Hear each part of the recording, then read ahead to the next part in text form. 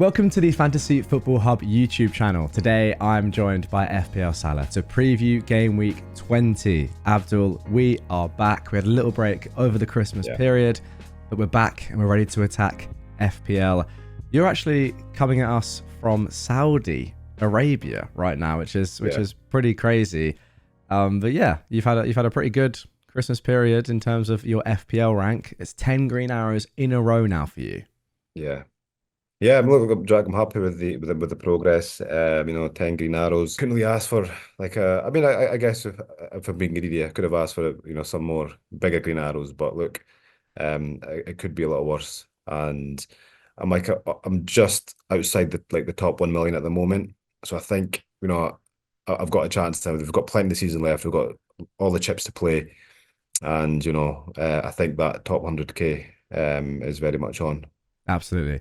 Let's jump straight into your team for Game Week 20. And guys, comment down below. I read a few of your comments saying that you tend to skip over looking back at last week's points. So let me know if you what you think about that. Do you want to see how we've got on or how our guest has got on in the previous week, or do you just want to get straight into the team and see who Abdul's playing, see who is captaining, etc. Let me know in the comments down below. I do actually read all the comments, so yes, your feedback is very much welcomed. But the team's looking pretty good, to be honest with you, mate.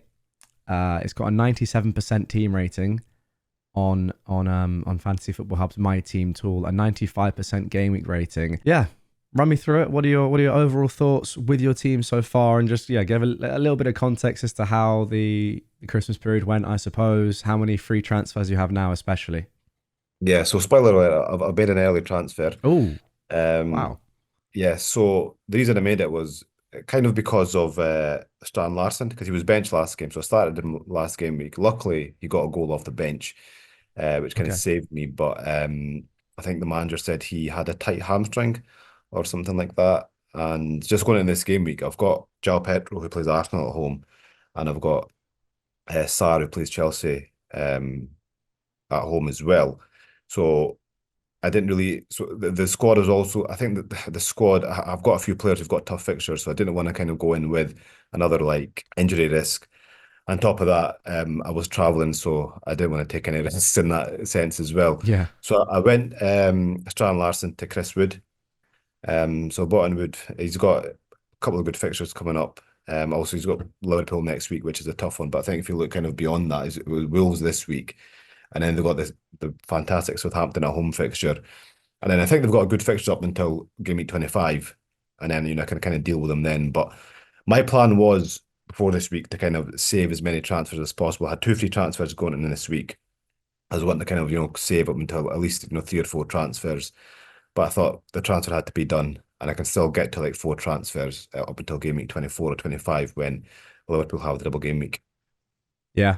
Wood is just a pretty obvious solid pick, isn't he? Really.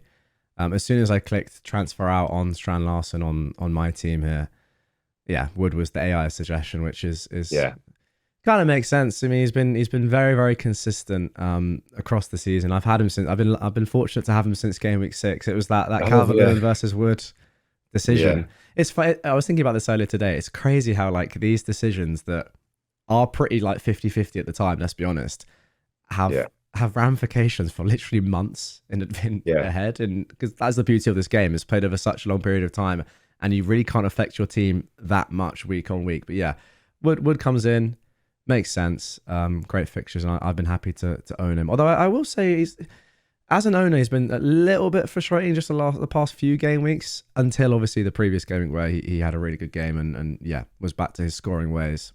I mean, to be honest, his stats have dropped off a little bit from earlier in the season, but kind of if you're looking at long, like if in my position, right, I didn't really have much other choice to be honest, because I only had I think I had like 6.9 million, so I couldn't stretch to like a Jackson or even a Solanke, Yeah, or even like I guess my only kind of option was Mateta, and I didn't really fancy Mateta.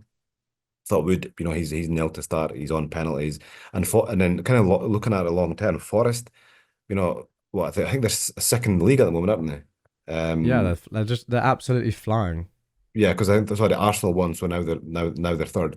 But like they're a decent team, Like, and they've got 26 goals now. They don't score many, but they have been scoring more recently, which is kind of just oddly kind of coincided with kind of Chris Wood's kind of downturn a little bit in stats. But I think that's just kind of, again, look, small sample size. If you look at his performance and his kind of his underlying numbers over the season, yes, he's overperformed, but like when you watch the games, he's just one of those players. Like when he gets that, he doesn't get many chances, but Yeah. he gets at least one or two big, like really good chances a game, and he just tends to put them away. Yeah. And I've just watched him every week, thinking he's not going to do that again. Surely not this week. Surely not this week. And then he does it every week. So now we finally got him in. I mean, to be fair, his performance in the last game was excellent, just generally. I mean, Yeah. his assist was also really good. Took his goal super well. Hasn't had a penalty in a while. Also had that offside goal, which was marginal a couple of I was game just going weeks to say ago. that, yeah, against Villa, yeah, that was like a toenail offside. So you got to take that in consideration as well. Do you think he's just the obvious replacement? I mean, a lot of managers have Cunha. He is very, very highly owned, and he has now been banned. Of course, will only miss one Premier League game. The other match that he's banned for, Mhm. he can serve in the FA Cup. But yeah, what do you think about him? Is he one that is he a player that needs to be sold? And if so, would you go to Wood?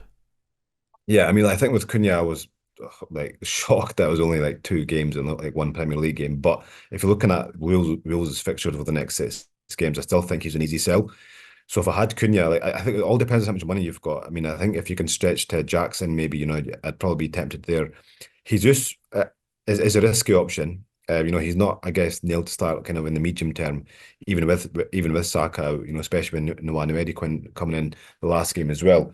But I guess he's like a nice differential option you can go for. But I do think Wood is that like the go-to guy who just a reliable pick who's we know exactly what we get in the Wood. He's nailed to Yeah. start. He's on apparently. He's playing for a good team. It's interesting. You're naming all these other forwards who, I would agree with you. They sound a bit more exciting. Yeah. You think they probably have a little bit more upside. Even someone like a Mateta, we saw what he did at the back end of last season, and the fixture run for Leicester after Chelsea is amazing. But in terms of predicted points over the next few game weeks, that none of them are really that comparable to Wood. I mean, Wood is still top Mm. according to Fantasy Football Hub's predicted points over the next 4 game weeks. Yeah. 4 points ahead of Jackson, for example, who's 1.5 million more. Yeah. And to be fair, like Wood, like if like he was really, really high on the hub model from like day one. Yeah, he was. Yeah. I remember like every transfer like that was suggesting to me from afar was getting to Wood in. So kind of, you got to give props where it's due. Yeah. Another player that has always been high on it, as well as Mbermo. He returned for you again. Yeah. I just want to ask you about keeping him in your team now. I mean, Southampton away is an obvious hold. Then the fixtures do get a little bit more challenging. What's your Yeah. thoughts on just midfielders in general, just across the game right now, and with Mbermo especially? Yeah, Bemble's a tough one because great fixture this week, but then they've got Arsenal, Liverpool, and sorry, Man City and Liverpool. Yeah, But then after that, the fixtures, get good again. yeah, So I mean, like I was looking at a transfer, like I was looking at save this week, and in game week 21, I was actually looking at possibly looking at doing it in Buemo to Eze because they've got Leicester, Crystal Palace got Leicester that week. And Bournemouth's got Man City, and then he's got Liverpool, so it seemed like a good entry point. But I'm not sure that's. I mean, with this kind of time period where we've got a double game week coming up, and I'm looking at save transfers. I don't think that's probably one that I guess it's maybe one that if you didn't have the double or it was like earlier on the season, I probably would have made that move. But I'm a bit less keen on it now.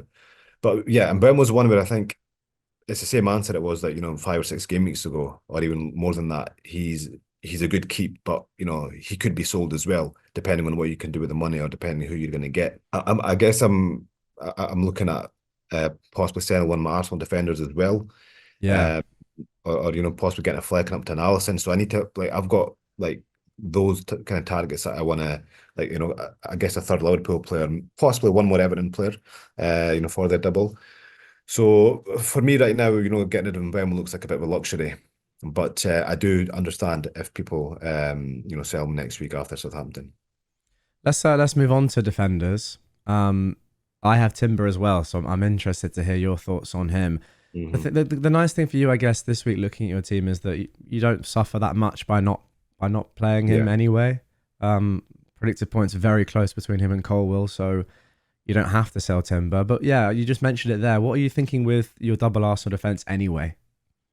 Yeah, I think I was possibly looking to downgrade Timber anyway, just to get a bit of money to get, either an Allison or, upgrade either, probably upgrade Semenyo or possibly an Mbeumo. Because I just think, with my midfield, I've got Semenyo and Sarr there and Pedro who are like, a three-way rotation, and those three, like this week, I'm probably going to be playing, Semenyo and Sarr, and like, playing those kind of budget midfielders every week isn't ideal. So the money's got to come from somewhere. And I think at the moment with Arsenal's fixtures, I think they're looking better for attack than defence.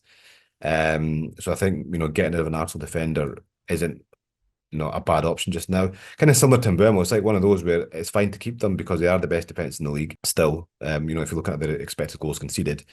So it's fine to keep them. They can keep a clean sheet in any fixture. But I think, if you do need cash from somewhere, then one of your Arsenal defenders, it could be that guy. And think looking at my team, I think that's where the money will probably come from. I've got Semenyo and Sarr who are already cheap, so I'm not really able to downgrade them anymore. Yeah. Whereas with Timber, I've got Munoz there who I can downgrade. We've got Lewis Hall, one of these guys who are great value at their prices. Yeah, I want to actually. Can you just rank those sort of cheaper defenders? The likes of Munoz, Hall, maybe even like some of the Nottingham Forest defenders who I mean, Ole Einar is the top scoring defender in the game. Milenkovic is one that comes to mind as well. Also, the Fulham defenders, Yeah, Robinson, who's been great all season. Castagna now, who's another cheap option. How much even is Castagna? He's 4.2, and yeah. Tete's out for a while. Yeah, what are you thinking? Because I think quite a few managers might be looking to either get rid of Timber or downgrade an Arsenal defender to yeah raise cash for another position. Yeah, there's just so many good options. I Yeah. think for me, number one would have to be Munoz, without a doubt, Okay. because I mean, he's only 4.7 million. He's got the highest XG amongst defenders in the league. I mean, he's pretty much playing as a winger, like kind of similar to that eight Nuri role earlier in the season. After that, I think put. I mean, I'd put Mikalenko in the top three because everyone got the double game week coming up, Okay. and they are a decent defense. So I think that's probably one you should be targeting. Like if you want to downgrade because he's gonna have a double coming up. And then I'd probably look at the likes of I guess Lewis Hall. I think he's again really attacking. Like, what I mean, if you look at his XA again, one of the uh, top amongst defenders. Newcastle have kept a few clean sheets now, looking decent in defence. The thing with Forest defenders is I've got that same kind of, I guess, mentality that I had with Wood was that, surely they can't keep up. But Yeah. in as a top scoring defender in the game, and they're keeping clean sheet after clean sheet. Milenkovic, great value, 4.7. So I'd probably put them in there as well, to be honest. And then again, look, there's so many Castagna, Castagna, and who's the other one? Not Robinson. Sorry, Anderson. That's the one. Sorry, yeah. So again, he's only 4.2 million. He's nailed to start as well. He's got a goal threat as well. I mean, he's not scored many for Fulham, but at Palace he was, really kind of had a great aerial threat. Scored a few goals. So there's so many good options there, which is why the money I think should be coming out the defence. Because they're great options who have got attacking threat and a decent defensive teams as well. Likes of Forest, the likes of Newcastle, even Everton. I mean, we know Everton are kind of in the relegation fight, but that's because they can't score, not because Yeah. they can't defend. Absolutely. Okay. Interesting stuff. I want to ask you about your own benching dilemmas and Hmm. yeah, a little bit on João Pedro as well. As it stands, the predicted points for well, João Pedro, Wood, Semenyo, Sarr, even Burmo in your team are all very, very similar. Who are you thinking of benching out of your eight attackers as it stands? Yeah, it's a tough one. At the moment, I've got João Pedro on the bench, and I've got Sarr and Semenyo starting. So I've got João Pedro, Mikalenko, and Timber obviously on the bench. Um, Now, the more I think about it, the more I think I want to play João Pedro over Sarr. The reason being was because, like, he's got penalties and he's a Yeah. forward. With Sarr's been putting up great numbers, by the way. He was really unlucky not to get something last game week. If you, I'm going to check here actually. He got an XG of 0.35 and an XA of zero point 0.6. I think it should have been higher than that, by the way. I mean, like the save that I can't remember who was the Ramsdale, goalkeeper. yeah, Yeah, Ramsdale, that was a yeah, really good set. I mean, that could so yeah, easily have gone in. I know on the expected numbers it probably wasn't as high as you'd think, but that I mean that was a one-on-one and it was a very very good save. yeah, yeah. I was, and look, it was similar against Bournemouth where he had that like kind of really close offside goal. Yeah. That wasn't counted in the XG either. So those are things we've got to look at. He is playing as a forward, basically, as one of the two tens. And I was looking at his heat maps last week, and he's often like the most one of the most advanced players on the pitch. Okay. So it's only really Mateta that's ahead of him, or kind of on a similar level. So yeah, it's a tough one. Chelsea at home's a tough fixture, but Arsenal's a tougher fixture. But then Pedro's got the penalties and he's a forward, so it's a tough one. I've not really decided yet, but at the moment, my bus team is that I've got Sar starting over Pedro. I'm actually slightly worried about that as a Chelsea fan, to be honest. Speaking to my Chelsea friends as well, we're not confident in that game at all. I mean, obviously we all know Palace have had an upturn in their form. They're also just like they're just at home. They're just solid, especially against like Yeah, a sort of bigger team. They can just sit back and yeah, the idea of them countering with Sarr as a whoever plays up top, probably Mateta, and then like Munoz yeah, as well, flying down the right. I mean, that is quite scary, and they are yeah, they see. I'm not quite sure what's happened, but they've got a lot more solid recently. they I remember have. they started off in terrible form, but now yeah, last 5-6 game weeks they've been really good. hmm Yeah, and I was shocked at their form at the start of the season. I mean, I thought Eze was like he was nailed in Yeah, my game with one team, and I thought he was going to do great this season, but. Yeah, I don't know what happened, but they do seem to be kind of getting. I think Aliso obviously was a big miss, but I don't think he would have affected it that much. Like I didn't expect that much of a drop off. But yeah, I mean, look, they are getting better. And most importantly, the fixtures are there. Maybe not this week. I think Chelsea almost still a tough fixture, but looking forward, they're looking. Well, as we know, fixtures breed form. absolutely. And then I guess we have to talk about captaincy. I Maybe, don't think there's much of a yeah. discussion for you, really, is there? Nah, I mean, I was looking at the odds, and it's unbelievable, like how much of a favourites Liverpool are against Man United. I mean, I knew they were going to be favourites. I knew Salah was going to be my captain, but I didn't expect, the numbers to be. He is still, the second most likely to score at any time in game week in 20. Salah, ahead of Palmer. Haaland's obviously top because we got West Ham at home.